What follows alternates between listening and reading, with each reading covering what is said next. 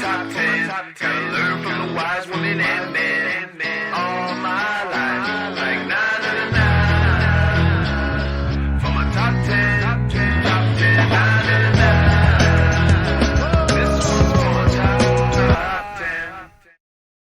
Hey, it's Nina Carmichael. We made these videos probably because you are the most ambitious person in your circle. You know you're capable of more and you get that push by surrounding yourself with the best. So today let's learn from one of the best, my husband Aaron Carmichael, and my take on his top 10 rules for success. Enjoy! Okay, rule number 1, take responsibility. The single greatest thing that you can do to improve the quality of your life is to take responsibility for it.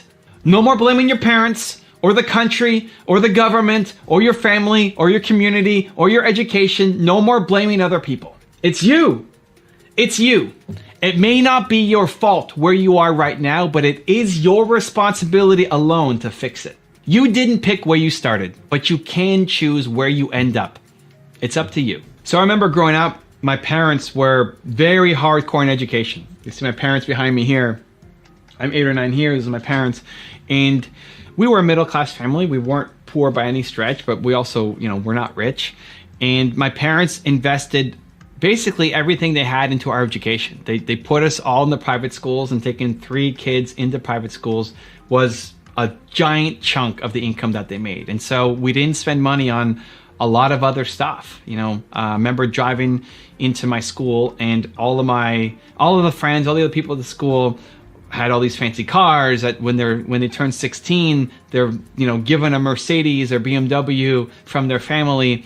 And my family had a Reliant K car that kind of made a bunch of noises as it came into the school that was, I don't know however many years old, just because my family prioritized education, and we were playing in a league that was maybe above our means. But they valued that so much, and then we took a hit on other things.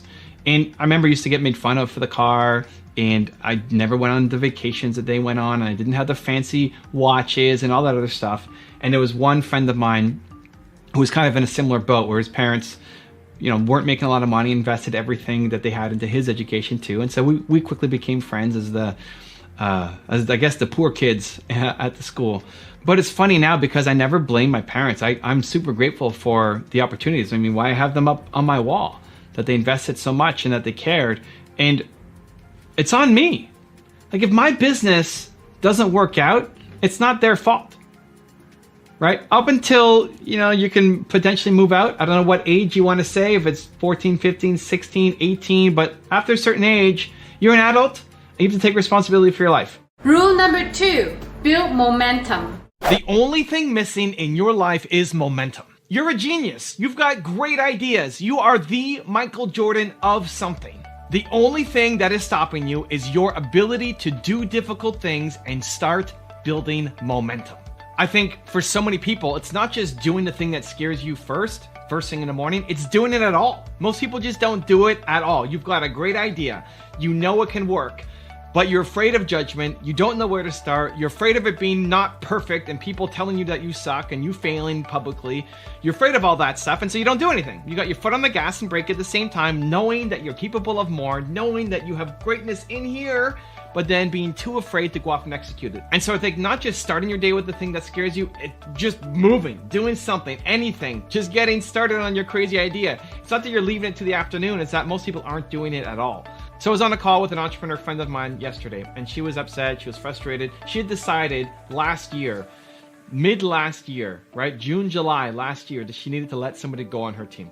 This person was being toxic in their environment, was still producing results for the company, but just being a big drag on the company, on the culture, and on herself as trying to lead this team of people. And so she decided, I gotta let this person go.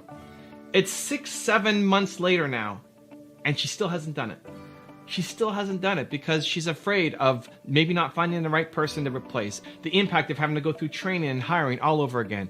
And she just hasn't made the decision. The biggest problem is she has not decided. And so I said, when is this gonna matter to you? You decided, right, last year, 6, 7, 8 months ago, and you still haven't done the thing. And she said, well, if it gets to a year and I still haven't done it, then I have to go off and do it. And this is where your standards come into place. How long after you've made a decision do you actually start to do something about it? In her case, her standards were a year, in that she decided, but then a year later, that's when it's too much. That's when it's gone too far. That if she hasn't done it in a year, now it's too much. I want you to shorten that gap. Teach yourself that as soon as you decide, you do something, you act, you put the plan into motion, because you don't have that many years left. I look at her, you know, she's not old yet, she's not midlife yet, but you don't have that many years left. And this isn't even that big a decision. Whatever is in front of you is not actually that big a decision. There are much bigger decisions ahead. It may feel like a big decision. It may feel like it. But after you've done it and you get through it, you realize, I could do that again. And there's another bigger decision ahead. You need to shorten the gap between deciding that you want to do something and actually taking action towards it. Rule number 3, learn from success people. Who you spend time with is who you become. It's why I created this channel, so you and I can hang out with people like Warren Buffett. You may never meet Warren Buffett, but you can learn from him, you can be inspired by him, and you can change your life for the better by consuming this kind of content. I love modeling success because I learned from Bill Gates. Bill Gates was the first guy that I modeled success from. I had a software company, was struggling, was making no money. I told my partner I quit. And then I asked myself, somebody has done this before. I can't be the first person to try to build a software company. It can't be this hard. Please, somebody's figured this out. And the only person who came to my mind was Bill Gates, who started Microsoft. I hadn't been really that interested in reading. I hadn't been that interested in studying success. I was just trying to come up with ideas myself. And I was desperate, right? I told my partner I quit. I was desperate. I was at rock bottom. And so I said, somebody's figured this out. I can only think of Bill Gates and Microsoft. And so I studied his company and how he started, the 0 to 1, right? How did he make his first million? What did he do? And it was through partnerships. And I applied that strategy to my business. And shortly after, I had my first deal for $13,500. And I felt like I won the lottery. And after that, I had a pattern to use over and over and over again. And since then, it's been 20 years now of sharing that with you guys. It's been, for me, constant learning. It's the name of my channel, Modeling Success. It's why I have all these people behind me on the wall. It's why I make these videos every day. It's why I love learning from people like Warren Buffett and Steve Jobs and Kanye and Oprah and all these people, because they can shift you, because they shifted me. And the thing that they give you, at least for me, they give me, one, the inspiration, the motivation, the idea that look at what they started with. If they could start from there and end up at this new place, why can't I? You already have more resources than Bill Gates did when he started. You have more resources than Kanye did, than Steve Jobs did when they started. You're in a better position than they were. And they went off to create amazing things. Go study Oprah's story and tell me that you're in a worse position than Oprah was when she started. You're not. You're not. And so it's inspiration. The other part is tactics, ideas, specific strategies, right? Bill Gates doing partnerships through distributorships, all of these things, learning from that and saying, hey, I can apply that to my business. Maybe not 100%, but it gets you 80% of the way. And instead of you figuring out the entire solution, you just have to figure out how to bridge that 20% gap at the end. It's much easier. It can lead to your success. Rule number 4, be willing to work hard. There is no longer any acceptable reason why you can't get the mentors that you're after and start winning. The opportunities that are in front of you right now did not exist for your parents, and it's only getting easier. But you still have to do your part. You still have to reach out. You still have to want it. It's actually less about winning the lottery and where you came from, and much more about how badly do you want it and how much are you gonna put in to get after it. Because if you are willing to put in the work, you can beat out somebody with 1,000 times more resources than you. So every night I go on Twitch and I stream my League of Legends games, twitch.tv/Believe Team here. And there was a guy who joined me last night from the Philippines. So he's from the Philippines, and he says that his goal is to be a professional League of Legends player. And the challenge is there's not a big League of Legends scene in the Philippines. There's no professional teams. There's only one player right now named Dick Smithy, who's a jungler. Where did he go? He was jungler for Team Liquid.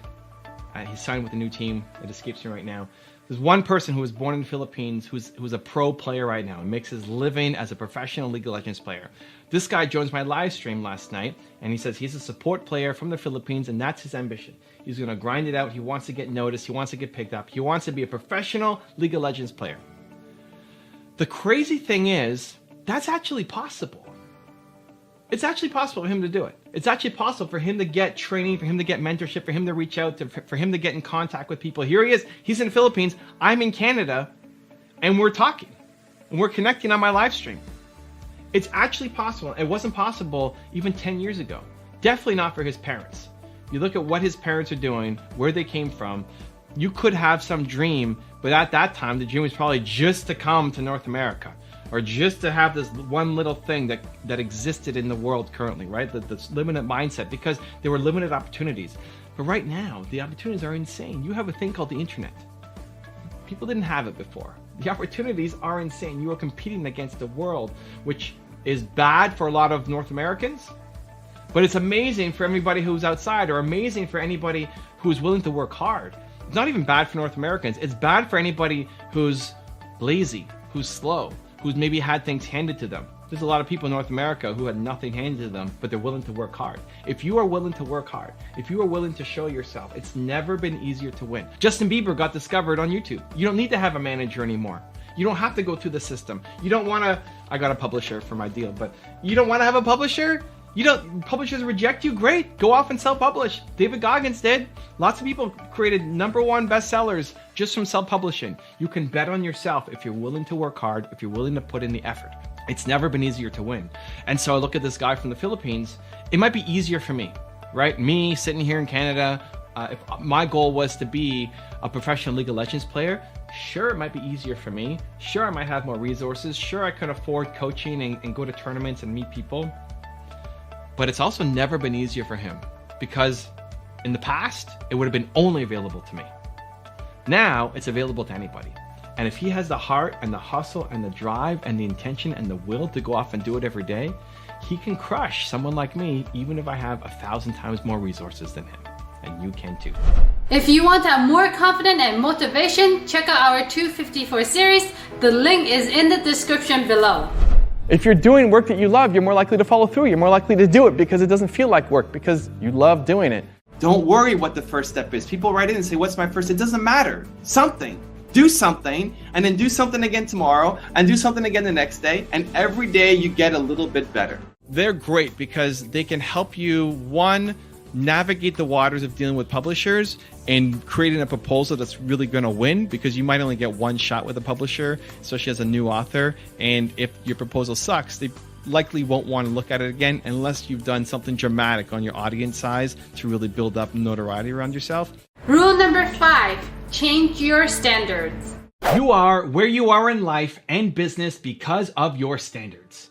It's just not important enough for you yet to hit that next level. For you, for me, for all of us, we've settled. We've settled for what currently is and haven't demanded from ourselves that we reach that next level.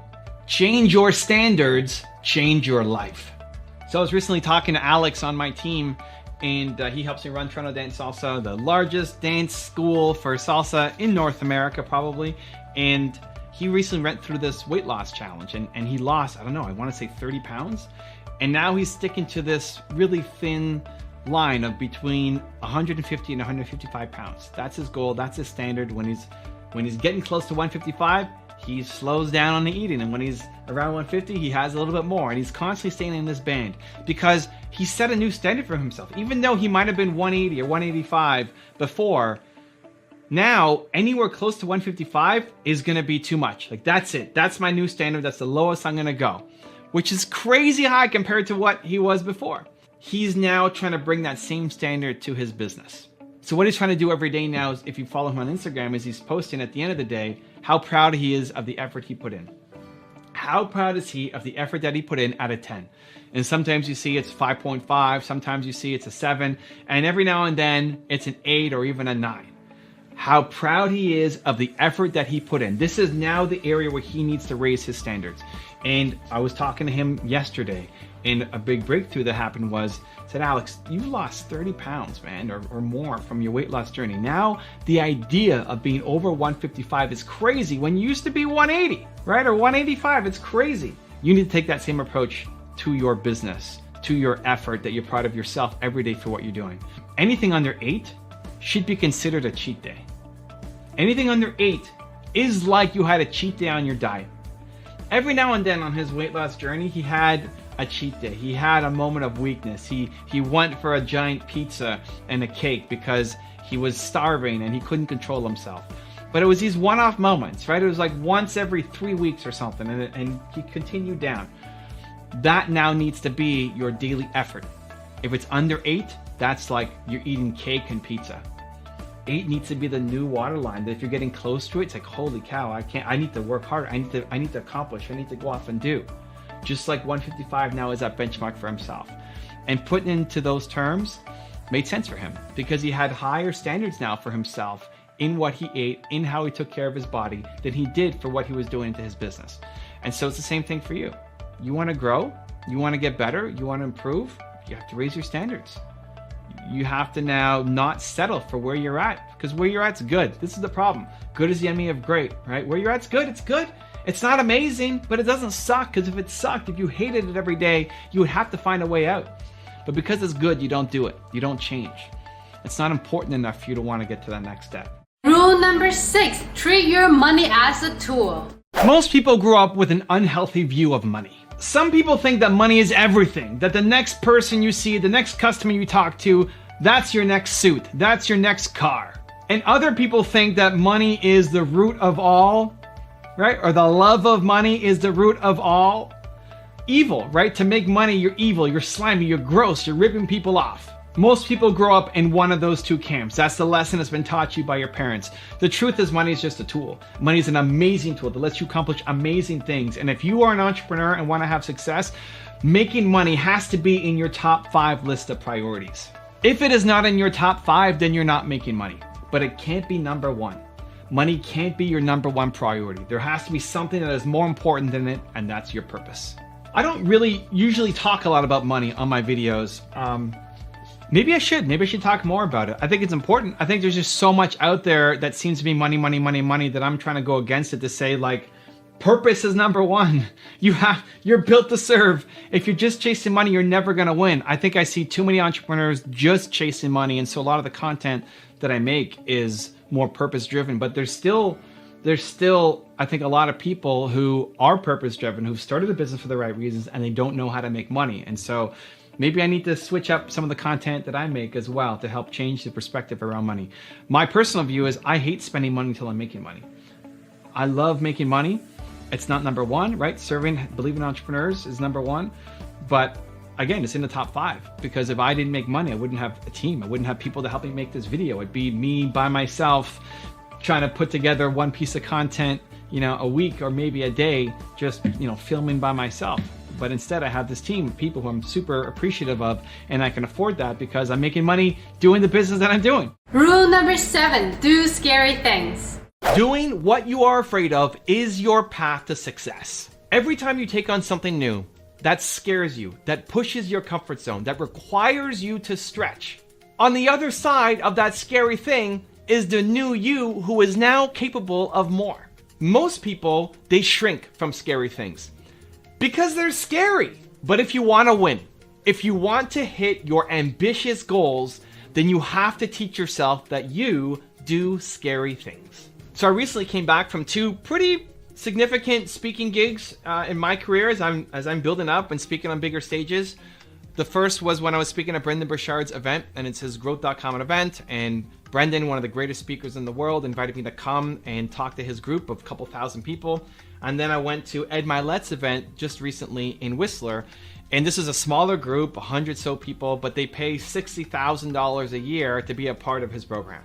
And so they're coming to learn from the best. He sandwiched me between David Goggins and Peyton Manning. So it's David Goggins, and then me, and then Peyton Manning. That was the lineup. And so when I was backstage at the Brendan event, I remember moments before going on stage, I was the most scared that I'd been in a long time. The most nervous, the most anxious. I was afraid of disappointing people. My biggest fear is letting people down. My biggest fear is that I'm going to let Brendan down and Dean Graziosi, who they both brought me there. And I was just going to suck on stage. That was my biggest fear. And so I had a mini panic attack backstage. 5 minutes before going up, I have this mini panic attack, and I'm forgetting what I'm going to say. I imagine myself going on stage and just blanking out. And I tell myself, I'm Evan Carmichael. I do difficult things. I love difficult things. If I don't do difficult things, I'm never going to accomplish great things. So I have to do difficult things. I love it. I thrive on difficult things. And then I remembered what I was going to say. And then I went out and I did my thing.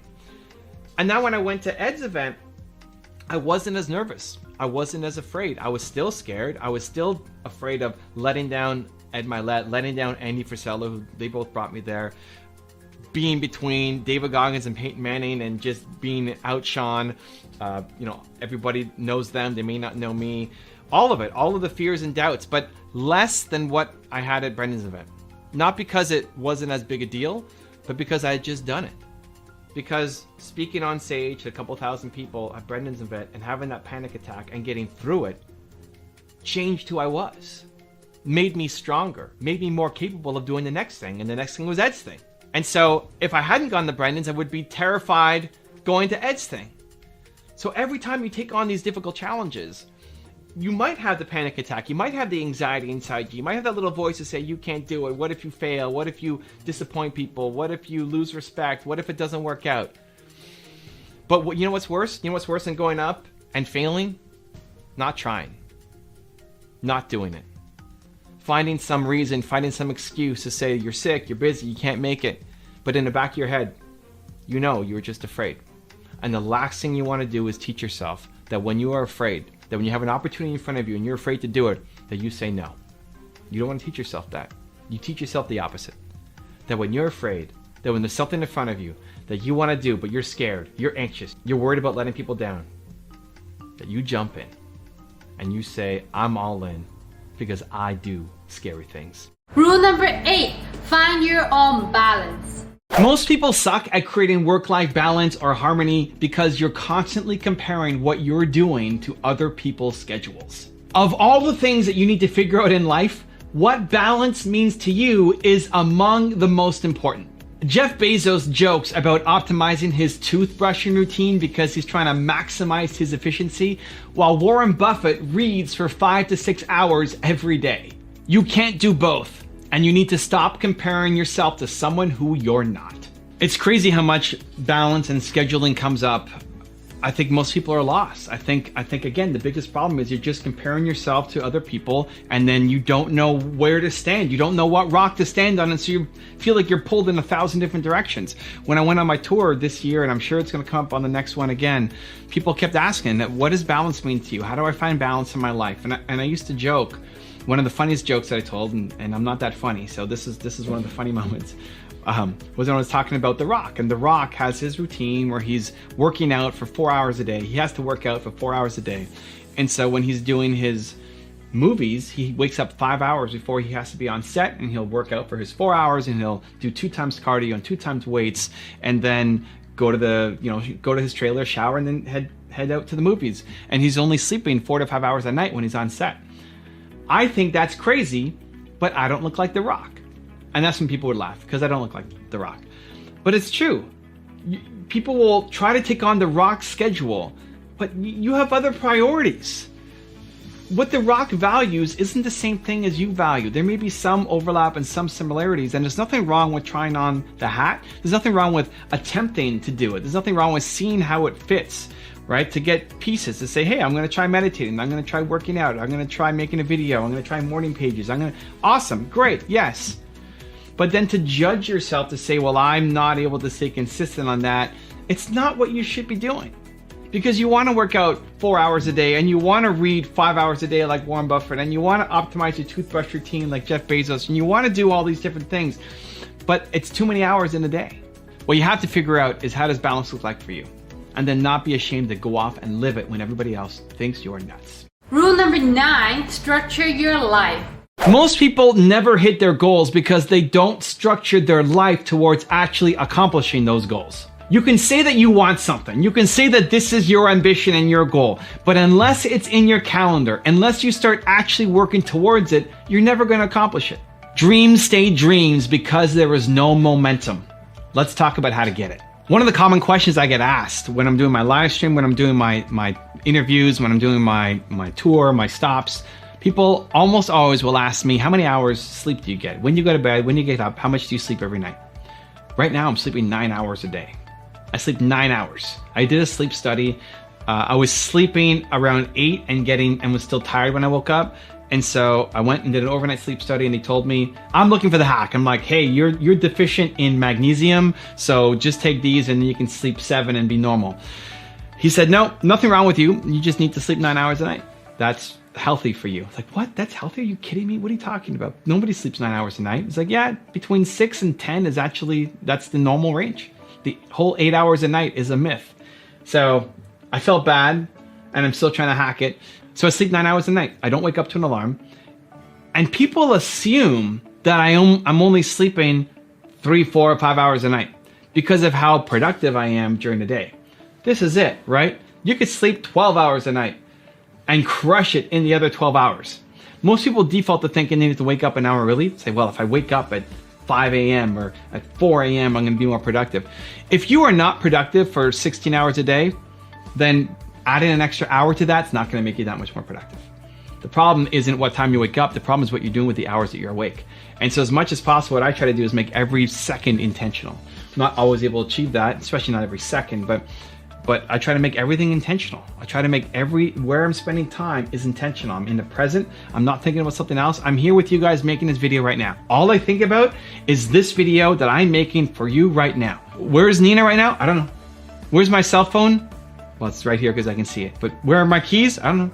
Where are my dogs? I don't know. What am I doing after this? I have no idea. I'm focused and I'm with you right now.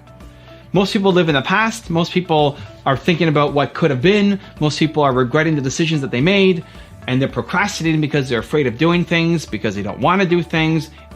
All things that prevent you from actually doing. That's the biggest problem. You're a genius. You're the best in the world at something. You can go off and make amazing things. The problem is your time is not being used efficiently. It's not being used effectively either. You haven't structured your life to help you accomplish your goals. Look at your big goals. Look at your big goals. Like, what's the next big goal that you have for yourself? You may not have one. If you don't have one, then you got to figure out what your purpose is, because that's the greatest thing of all time, right? Get the book, Built to Serve. You'll figure it out. You'll be ignited. But your next big goal, now look at your calendar. Are you aligning what's in your calendar, your daily habits, towards you accomplishing your goals? And for most people, it's no. Or you have it listed, but you're not doing it because you look at it and you get afraid and you procrastinate on it. So trying to cut that down to almost zero. Even before making these videos, before making Espresso videos, I have a couple minutes of procrastination. I go and make sure I get my water. I go and maybe have a keto bar, just pacing around a little bit because I'm nervous about making the videos because I want them to be the best videos that I've ever made. It's always my intention. But too many people live in hours or days or months of procrastination instead of doing it. You get the results by doing. It's the only way. You will never get the results by just thinking about it. You can be motivated, amazing, you can have the mindset, awesome. That's half the equation. The other half is doing. You have to actually just go out there and do. You need to structure your life to allow you to accomplish your goals. Rule number 10, stick to what you know. The biggest mistake so many entrepreneurs make is they jump into a business because they see that it's a hot opportunity. You don't love it, you don't know much about it, but so many people are talking about it and it looks like an easy way to make a lot of money. Big mistake. Don't do that. It's the fastest way to go broke. So Warren Buffett did not invest in Amazon, but he's still done pretty well for himself. He didn't invest in Amazon because he doesn't like tech, he doesn't know it, he doesn't love it, he doesn't live in that space, and so he doesn't want to buy those kinds of companies. And great, he missed out on Amazon, but he also missed out on all the tech companies that didn't make it, that he could have put money into that just would have gone to zero. He knows what he's great at, he knows what he loves, and he sticks in his arena.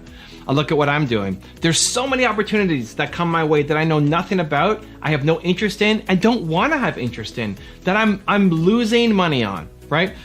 I don't like real estate. I hate real estate. I don't want to be in it. I don't want to learn about it. I don't like real estate. It's not that it's not a good opportunity. It's just not for me. It's boring to me. I have zero interest in real estate. It's great for so many people. So many people have built amazing wealth and generational wealth based off of real estate. Amazing. I'm pumped for you. It's just not the thing that I want to be in. Cryptocurrency, right? People, when Bitcoin was taking off, everybody was a cryptocurrency expert. I know nothing about cryptocurrency. I've bought zero cryptocurrency in my life. I've been given zero cryptocurrency in my life. Is cryptocurrency the future? Yep. When is it going to come? I don't know. Is it going to be Bitcoin? I don't know. I don't know anything about cryptocurrency. I get the mechanics and the general theory, and I know that it's coming. but it's not the opportunity for me. CBD is a big thing now, right? Everybody's getting into CBD and CBD oils and CBD products, and great. And it's becoming legal here in Canada, or it already is legal in a bunch of our provinces, and it's going to be legalized across many states, if not the whole country. Awesome. It's not me. I'm not into CBD. I don't smoke any marijuana. I never have. I'm not interested in it. It may help you. It may alleviate your pain. Amazing. This may be the greatest gift you've ever seen in your life. Amazing. But if you're only jumping into it because you think it's a hot opportunity, you're going to lose. That being said, I'm also involved in so many things that are hot opportunities. I'm drowning in opportunities. I have too many opportunities that I know what to do with, let alone don't know what to do with. Looking at YouTube. YouTube right now is still a massive opportunity. There's so many people who look at what I've done, who look at what Gary've done and Grant Cardone and those guys have done and say, I want to do it. YouTube is blowing up. It's popping. It's exploding. If you're a thought leader, if you want to have educational content, YouTube is still a huge opportunity. Most people who are the experts at what they do are not on YouTube. That means you can go on, even with a little bit less expertise, and go and crush it, because the people who are the best in the world at doing it, they're not doing it. It's a huge opportunity. It's a big white space still right now. Even though I've been on it for 10 years, YouTube has evolved a lot over the past decade, and there's still tons of white space open and available. I need to push that opportunity harder. I look at thought leadership as another one. Thought leadership, the stuff that I'm doing, the videos like this, the teaching that I've done, the workshops that I've done. People want to be a thought leader, not just an influencer, but a thought leader. And I'm at the center of that trend. I'm helping train a lot of thought leaders. People are coming to me asking me for help in becoming a thought leader, in making content, in being able to do good videos, and be able to get speaking gigs, book deals, all of it. People want it. It's happening. And I'm at the center of that trend too. League of Legends. I love League of Legends. I've been playing League of Legends for, this is 6 years. This is my 6th year playing League of Legends. I've played Teemo. Look, I got Teemo here. I got Teemo here. I got Tristana here. I've named my dogs Teemo and Tristana, right? I play 3 games a night on my Twitch stream. You can come to my Twitch stream, twitch.tv/BelieveTeam. Come join me. I play there 3 games a night. I'm trying to get the gold this season, which means I'm in the top 10% of players in North America. So it's my ambition for the year. I watch League of Legends every weekend. I have a TSM jersey. Let me get it. I have a TSM jersey. I'm a fan. I love League of Legends. I love esports. If you're getting into esports, just because it's a hot opportunity and you don't love it, you're gonna die, you're gonna lose. I look at Gary Vee as an example, and Gary's done an amazing job in hip hop. An amazing job in hip hop, and he's brought so many different artists on, from the top of Nipsey Hussle all the way down to people who are just breaking in and trying to get their start. He loves hip hop, he loves the lyrics, he loves the culture, and so he's really built a name for himself inside of hip hop. He got into Twitch a little bit. He had a Twitch studio set up in his office, and he started doing a little bit of gaming, but he's not a gamer. He hasn't done gaming in decades. And so it's not authentic for him, and so he's not gonna win there. I love esports. I love League of Legends. I love gaming. It's part of what I do. I can talk to you about the current roster for TSM and my thoughts on it. I can talk to you about the new patch that came out on League of Legends and how Teemo's doing. I like it. It's just, I genuinely like it. And so I have these opportunities in front of me already within YouTube, within thought leadership, within esports that I can take advantage of and blow up in. And I don't need to worry about real estate and cryptocurrency and CBD and all the other millions of opportunities out there. There's already tons of opportunities inside the things that you already know and love. The things that you know and love, there's lots of people who know and love that thing too. And they're looking for guidance. They're looking for help. They need answers. You could be the person who gives them the answers. Jumping on some train because you think it's a hot opportunity and a chance to make money is the fastest way that you will lose money, because you don't understand anything about that. If you don't love esports, don't go spend money on an esports team. You're gonna lose. You don't even know what you're doing. Inside the things that you love and know is a tremendous opportunity, and that's what you need to focus on. Now I've got a very special bonus clip on raise your environment that I think you're gonna enjoy. But before that, it's time for the question of the day. What is that one scary thing that you need to do today? Please leave in the comment below. And if you made it this far in the video and you promise to take action after watching. We don't just watch video, we do something. I want to celebrate you. Give me a hashtag believe in the comment below. You are a product of your environment. The people you hang out with, the videos you watch, where you spend your time, you are a perfect reflection of your environment. If you want to change your standards, if you want to achieve bigger things, if that dream of yours that you have in your mind, you want to build momentum towards, it starts with raising your environment. So a longtime supporter of Believe Nation, the community, Posh Notions, messaged me on Twitch while I was doing my live stream saying she wanted to quit smoking. Every day, during the week at least, I play League of Legends. I'm trying to get to gold. It's my ambition to hit gold this season. If you want to follow me, go to twitch.tv/BelieveTeam. It's right here. You can go join me. And so she joined one of my live streams and she said, I want to quit smoking. I'm tired of smoking. I cut sugar out of my life. I cut a whole bunch of medications out of my life, but I can't quit smoking. I've been smoking my whole adult life. I asked her how much does she smoke? 15 packs. Sorry, not 15 packs. That's insane. 15 cigarettes a day. And she wants to quit smoking. And she said it's really hard because her husband smokes, because she has nobody around her to support her, because her environment has been created to facilitate the smoking. She's tied her identity to smoking. There's always cigarettes in the house. Everybody around her is smoking. Nobody successfully quit. And so she feels like she's all alone doing this. That's really hard. That makes it really hard. It's not impossible, but it makes it really hard. And so she started by coming to my Twitch stream, right? And I've met her once. She came on my tour when I did my tour last year. I met her and we connected at my workshop. And ever since then, she's come on and been involved in my live chats. And so she decided that she has to make a change. And it's going to start by coming to my Twitch stream and telling me this new ambition of hers. Amazing. First thing you need to do is use this energy and don't smoke as much tomorrow. And so she went from 15 cigarettes a day. She came back the next day and said, hey, Posh, welcome back to the live stream. And on my Twitch right now, you get like 10 people at a time. It's super low numbers. So if you want the one-on-one attention, come to the Twitch stream. I asked, how you doing? And she said, amazing. I went down to 6.5 a day. So she went from 15 every day for her, adult life to now to 6.5 in a day. It's amazing. Great. Next day, we got to do more. We got to cut back. And now we need to change your environment. And so she's created this ecosystem now for her where she's coming onto my Twitch stream every night and giving updates. I connected her to Alex on my team who runs Toronto Dance Salsa because he went from thinking he couldn't quit smoking to getting rid of it and cutting it out of his life. She started thinking about what is her goal? What is her ambition that smoking is preventing her from doing? She wants to speak on stage. She wants to be the next Rachel Hollis. You need to have energy to do that. Smoking is preventing you from doing it. She's telling the other coaches in her life, the people around her, virtual mentors, she's telling everybody around her that she wants to do this. She's starting to change her environment. I told her to go and you love Rachel Hollis? You want to have that energy? You want to be on stage speaking? You see Rachel running across the stage. You can't do that if you're smoking back 15 cigarettes a day. So I told her, get a picture of Rachel Hollis and put it on your wall and watch her videos every day or read her book every day and consume a little bit of her, whether it's on Instagram or podcast or anything, every day. Change your environment so that you have people and resources and connections that are pulling you up. She went from being totally alone, feeling like nobody supports her, having zero systems around her, having people around her who are doing the bad habits that she wants to quit, to now having me, and having Lily, and having Dave Meltzer, and having Alex, and having Rachel Hollis from afar, and having all of these resources and people and community, Believe Nation, cheering you on.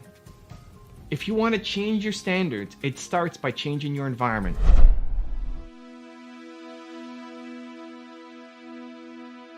If you want to watch another top 10 rules of Evan Carmichael, check out the video next to me. I think you're gonna enjoy. I will see you there, guys. Continue to believe.